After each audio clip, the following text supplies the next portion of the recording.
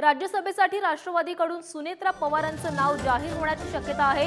थोड्याच वेळात उमेदवाराची घोषणा केली जाणार आहे। राज्यसभेची उमेदवारी अर्ज भरण्याचा उद्याचा शेवटचा दिवस आहे।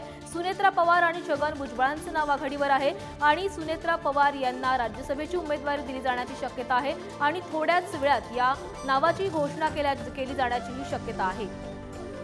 तर याबाबत अधिक बोलण्यासाठी आमचे प्रतिनिधी पंकज दळवी आपल्यासोबत जोडले गेलेले आहेत। पंकज, थोड्याच वेळामध्ये राज्यसभेच्या उमेदवारांची नावं घोषित होऊ शकतात आणि यामध्ये सुनेत्रा पवार यांचंही नाव असू शकतंय।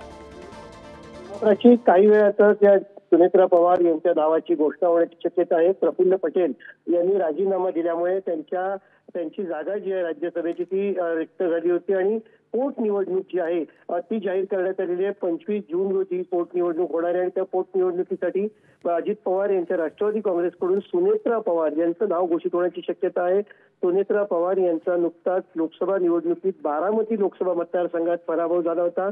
शरद पवार यांच्या राष्ट्रवादी काँग्रेसच्या सुप्रिया सुळे यांनी सुनेत्रा पवार यांचा पराभव केला होता।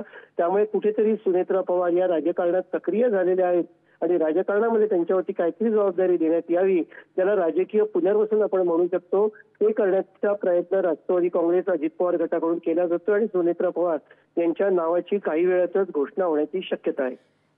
नक्कीच पंकज, धन्यवाद तुम्ही दिलेल्या सविस्तर माहितीसाठी।